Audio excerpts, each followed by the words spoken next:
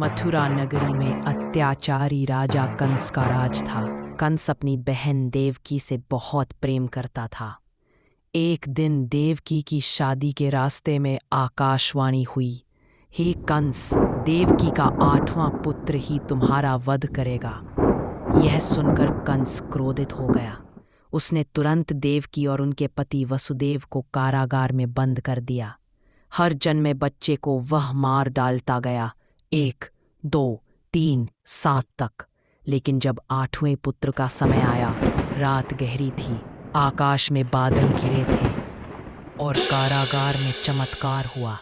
देवकी के हाथों में एक अद्भुत बालक प्रकट हुआ, नीले रंग की आभा वाला, कमल से कोमल, सिर पर हल्की चमक और छोटे पैरों में दिव्य रेखाएं।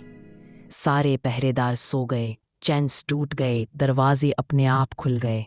वसुदेव ने बच्चे को उठाया और सात्विक भाव से कहा, हे प्रभु, आप स्वयं मेरे पुत्र रूप में आए हो, अब मैं आपको सुरक्षित ले जाऊंगा।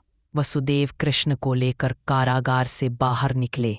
रात में यमुना नदी उफान पर थी, लेकिन जैसे ही वसुदेव आगे बढ़े, नदी रास्ता देने लगी। नागराज शेषनाग ने अपने फन फैलाकर बच्चे की रक्षा की। गोकुल में नंद बाबा और यशोदा के घर एक बालिका जन्मी थी। वसुदेव ने दोनों बच्चों को अदला बदली कर दी और कृष्ण को सुरक्षित गोकुल में छोड़ आए।